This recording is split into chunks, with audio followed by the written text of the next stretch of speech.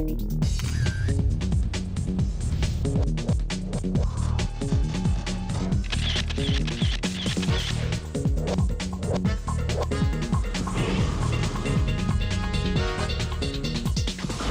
do it for the love of art. I love the artists who created these years ago, and I figured that I need to carry on their work somehow. I just find that I like framing faces, that's all. I'm not interested in food, in buildings, in sunsets, in flowers. They're all very beautiful, but I don't want to photograph them. I just want to put a square box around a face. There's a proclivity leaning towards the technical part of photography. You understand you got the right equipment and understand the technique, you can be a great photographer. That's the smallest part of it.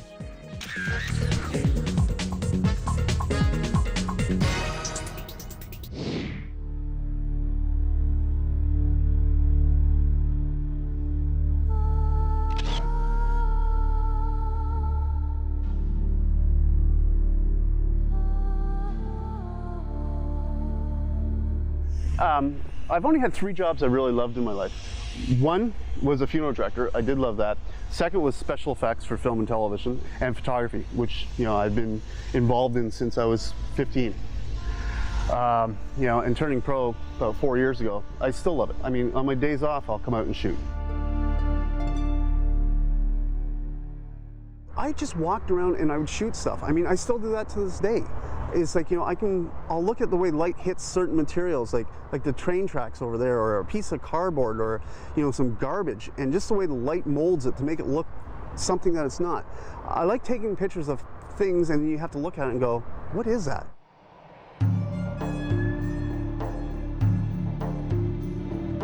My artistic needs started with friends modeling for me and branched out from there. And then I found out that there's people that love it, like my boudoir section. I have so many clients, private citizens come in, wanting boudoir and wanting the nudes where you don't see the face, but you just see the art of the naked body.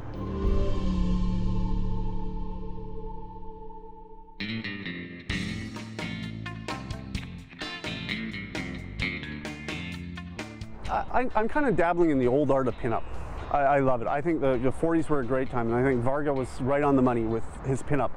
I love that now the new younger women are into the pinup, the old sailor suits and the old 40s hairdo and the stuff like from World War I. I think it's making a comeback, and I enjoy shooting it quite a bit. It's all about the people having fun, enjoying themselves, and that portrays big time in the pictures.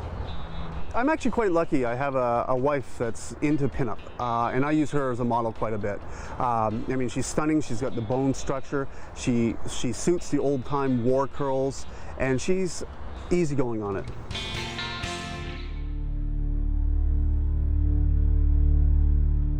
I need to keep doing the art stuff. It keeps my sanity.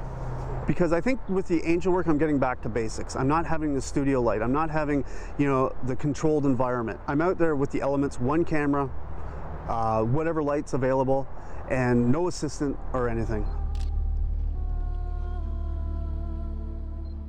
I like shooting tombstones just because of the beauty. You got the beauty here. I mean, these are monuments to people from our past.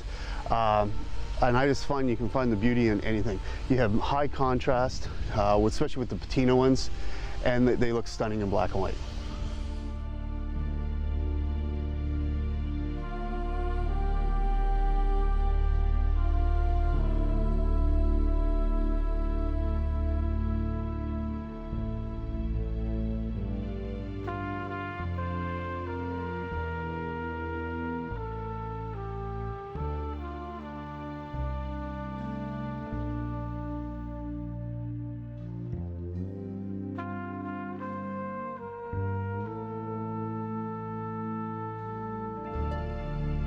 You are on sacred ground, so you should be respectful at all times. And I try not to disturb anything. If there's flowers in my way, I don't move it. I just move on to something else. But, this is someone's loved one you're walking over top of.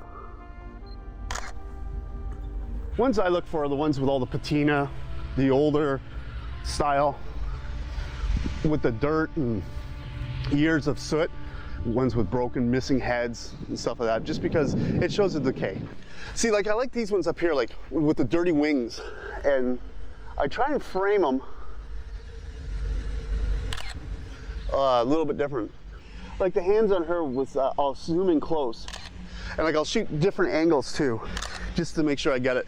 Some of these eyes have lots of sorrow in them. I mean, it is a graveyard, so I mean, that is, makes sense. But some of the older ones, they actually drill holes in the eyes. And if you get pictures of them with the light hitting it properly, they look really eerie. See, now there's what I'm talking about, the eyes. They almost look like demonic eyes on this one. And that slit on the wrist where the arm was broken. This one's just perfect. I mean, the wing's broken off and the wing's still lying there. What more could you ask for? It hasn't been stolen. I mean, that's what happens to a lot of these. They get damaged. So these are typically what I look for. I'm not too sure what's all over her face, but these are the ones I love. I usually find the older parts of the cemetery because they have more detail. And here's another one up here, which is kind of nice because it's interesting. Is her hand's broken, so you have the old patina with the fresh break on the hand, and it makes all the difference. I generally just don't shoot the whole angel. I mean, I like the parts. I like the wings. I like the hands, like the faces leaning up against the hands. Bringing it down to parts is good because there's so many details in the parts. Like especially when there's missing tips and everything else. And if it's a fresh break, it's still pristine white, and the rest of it's all gray and dingy. It really has high contrast.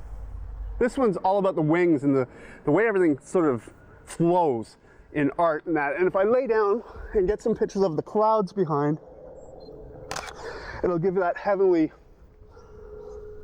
aspect. But it's just everything flows so nicely on this, and the detail from the crack in the neck to the feet, the wings. This is just phenomenal.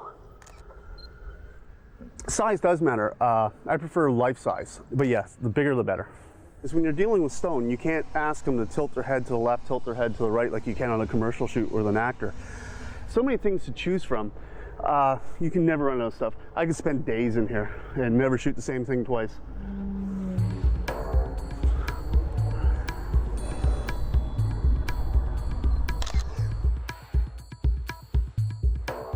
Fine art, I try to make a mixed bag of fine art, just because I don't want to be stereotyped as the angel guy, or the snow guy, or the nude fine art guy. I think fine art is in the beholder. Someone that looks at my photograph and goes, wow, that's a nice piece I'd like to hang on my wall, and I've done my job. Some advice for becoming a professional photographer is shoot, shoot, shoot, and when you're sick of shooting, shoot some more. And my theory is a bad day with a camera is better than any good day in an office. A wise man once told me, find a job that you love and you never have to work a day in your life.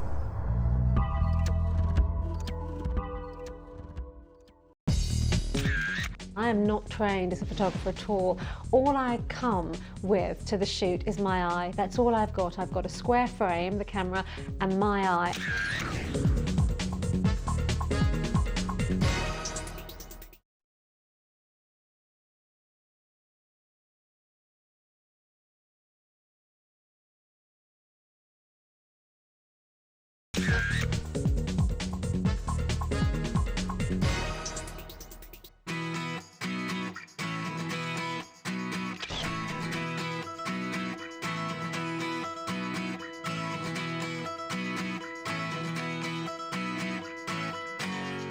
This afternoon we've got Lenny Kravitz. This is a big deal, I've got to tell you. I'm absolutely terrified about this, particularly because everybody I've spoken to this week has got Lenny Kravitz, and it's kind of built it all up into a bit of a kind of big panic for me, because I know he's this kind of rock god.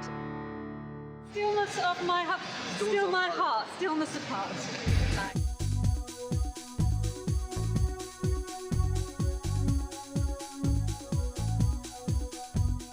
I have always been interested in faces. As I grew up, all the way through adolescence and through university, I used to cover my walls with pictures, just cut out, tear out magazines, faces everywhere, faces and bodies.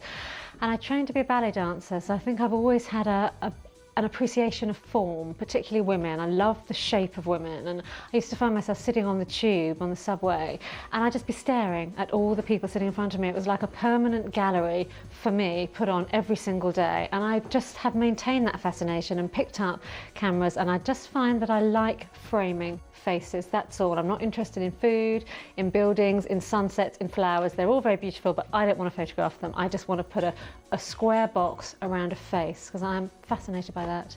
To me, it's architecture. That's my idea of architecture, the shape and the cheekbones and the way light hits faces and the angles of noses, and it's what I remember about people. When I look at a photograph, I feel as though I'm entering a conversation between the photographer and the subject. And when I do my pictures and other people look through my book of work, I want them to join in the conversation. I don't hold with the kind of capturing the essence of the soul. I don't understand what that means, really. I think it's you and I having a chat. That's it. I shot Vivienne Westwood for my book Centurions, and I'm fascinated by that picture because the expression on her face is so extraordinary. She's just looking out at you in the most amazing fashion, and she was a brilliant model, so I'd love to shoot her again. And people always ask me about Margaret Thatcher, you know, what was it like shooting the Iron Lady? That must have been a nightmare, you know. And I would say she's just a supermodel to me. She's my idea of a supermodel because she is still, she's got fantastic posture, she doesn't rabbit away at you. She's not talking the whole time, so you can get on with what you're doing and you can focus without her jaw moving up and down. Beautiful hands, very elegant still. She was a fantastic model, so she was great. It was brilliant doing David Bowie, obviously, because that was a huge figure and he's very professional, obviously. He's been photographed a lot and he has got an unusual face, got kind of weird eyes. So that's one of my favourite pictures, the Bowie one.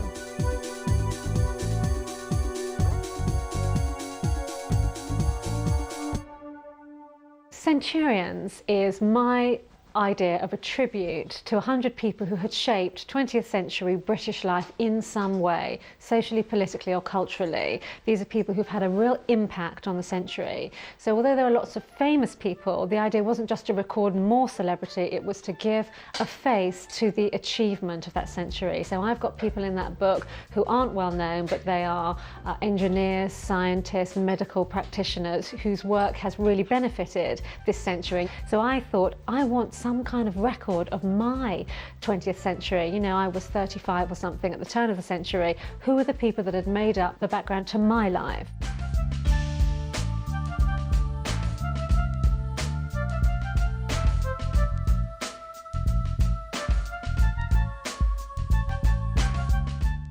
Richard Branson is my representative of a successful business person, although there have been loads of other people. Branson is the name that comes up time and time again when you do surveys of youngsters, 11-year-old boys, who do you want to be when you're older? It's Richard Branson. So I wanted to have people that had slipped into the mass consciousness in a way. Similarly, Twiggy. I mean, Twiggy hasn't changed the world, but she is a figure who's had an impact in that all the people that worked on her face, the photographers, the stylists, she became the face of the 60s. So she's an iconic figure of the 20th century. So that's why she's in there. I thought it was really important to have Bob Geldof because his impact has been enormous, particularly amongst the people of my age, because we all remember that Band-Aid experience.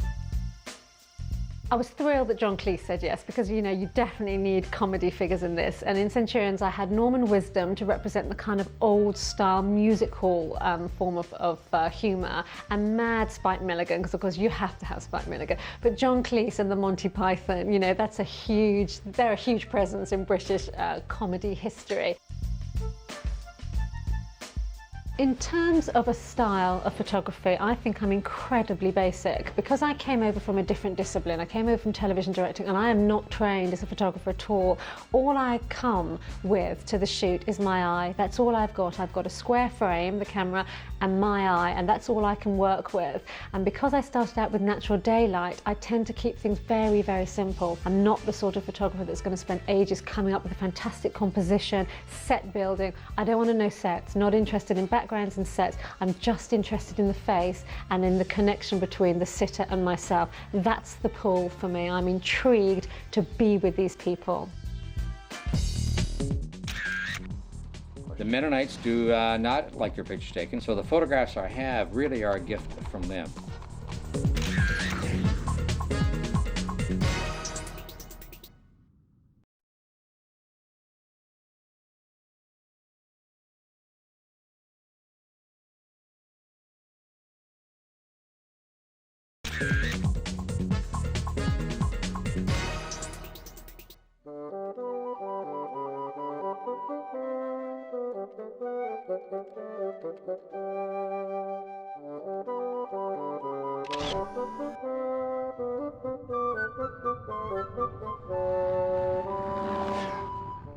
What got me in photography? Actually, it was a love of the aerial view.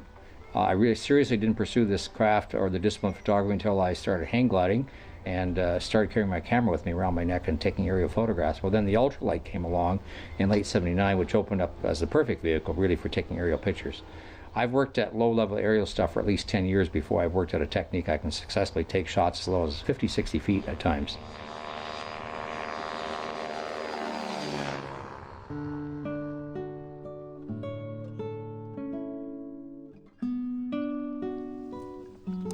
People ask me if it's a dangerous sport. I say absolutely. I have to get in my car and drive from my house to the hangar. That's the most dangerous part. When I'm in my airplane, that's when I feel the safest.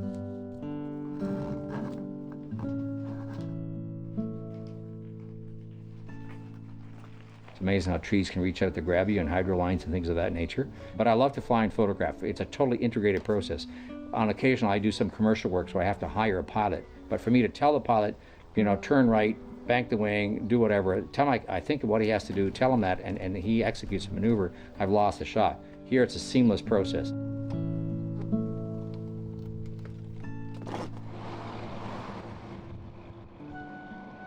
So I have a shot of a horse and buggy, for example, coming down a road just before sunset. So the shadow is elongated 90 degrees to the subject matter, and it's taken straight down, no higher than, say, 60 feet. Very difficult shot to get. I was circling over top at 50 or 60 feet, trying to get the shot straight down. This is a matter where perception, you know, is reality, because you see the shadow before you see the horse and buggy, and it's a really striking image. One of my favorites.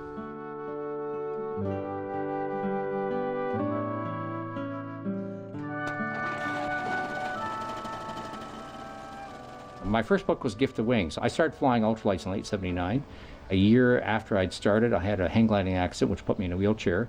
And fortunately, I had just enough ultralight time flying experience that I could get back one of these machines. We only had single seaters at the time, and safely take myself back in the air. It was probably some of the best therapy I could have done, look down, see an empty wheelchair. And I had the idea, could I fly one of these machines across Canada?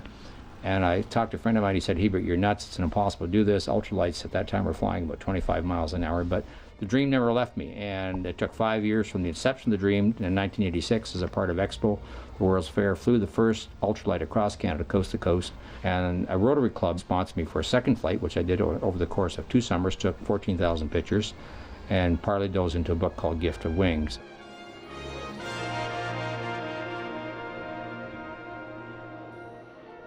When I recognized that Gift of Wings had the potential, the first book, to raise money for charity, I thought, I wonder if I can use my camera as a tool to support various charities, and set a personal goal to raise $1 million. Last summer, I drove a vintage farm tractor, W4, coast to coast, 6,000 kilometers, and did a book called Keepers of the Land. It celebrates 39 farm families coast to coast, and what amazed me was the diversity of farming, right from cranberry growers to buffalo farming, traditional cash cropping with corn and wheat, to turkey, chicken farmers, dairy farmers. Huge variety in this country.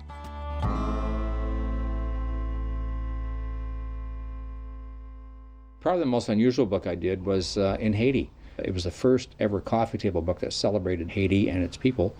And it sold probably in the area of 15,000 copies, raised at least $250,000 for a hospital, and it was a very satisfying experience. Huge stretch for me culturally to be thrown into the poorest country in the Western Hemisphere. I mean, I'd traveled globally before, but it's the first time I was seeing it, intimately through a lens. But had a real admiration for these people living in abject environment. At the same time, people of great spirit and tenacity and the courage to carry on.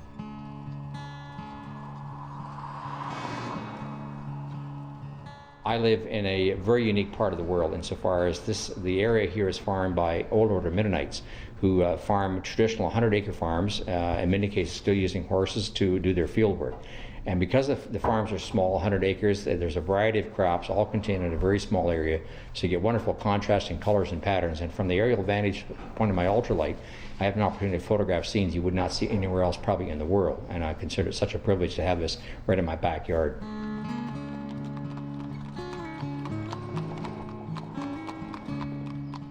I do a fair amount of stuff on the ground as well. I've done a book on Mennonite children, which is actually unfolded over a 9-year period. And as people look at my material, both the books and photographs, I hope they gain appreciation for who the Old Order Mennonites are. The fact that, yes, on the surface they're very, very different. In fact, people who hang on to a set of values, especially focused around community, that I think are very enduring values, make a lot of sense, and I think people need to understand, the importance of that way of living.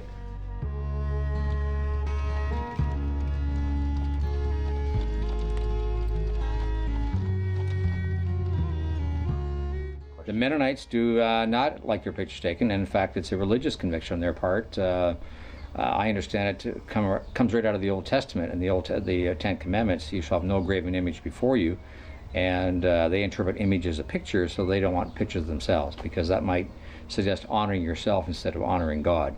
So the photographs I have really are a gift from them. Exceptional cases, and mostly of children.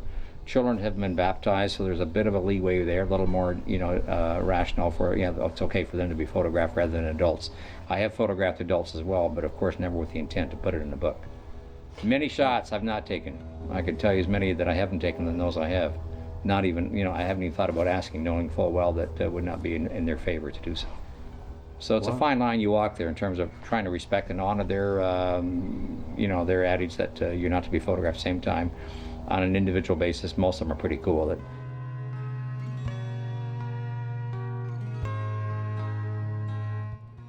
I had for a long time wanted to do a book that would celebrate, some of the values and communicate the essence of how does this community work. So I did it in a very unique way in that I did a book called This Land I Love, aerial photographs of their farms, Waterloo County, but the stories came from Mennonites themselves on a very personal basis, on a one-to-one. Nothing related to the photographs, but by using pictures of their land and their personal stories, I was able to make it work. My favorite picture, probably of all the ones I've taken over the years of the Old Order Mennonites, is a young girl, 9 years old, Salida, looking out of a buggy window. And it's almost haunting in terms of the image of her face looking out of the stark blackness. Well, I've come to visit all the way from England, and we don't have Mennonites in England or Amish people. So I've bought this book because it's absolutely beautiful photographs, really great subject matter, and it's full of beautiful quotes from the Mennonite children telling you all about their lives, so you can learn quite a lot more firsthand.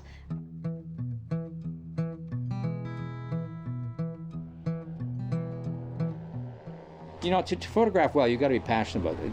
I think there's a proclivity leaning towards the technical part of photography. You understand you got the right equipment and understand the technique, you can be a great photographer. That's the smallest part of it. The camera to me is just a tool. It's a means of exploring something in more depth, and it's also a passport for me.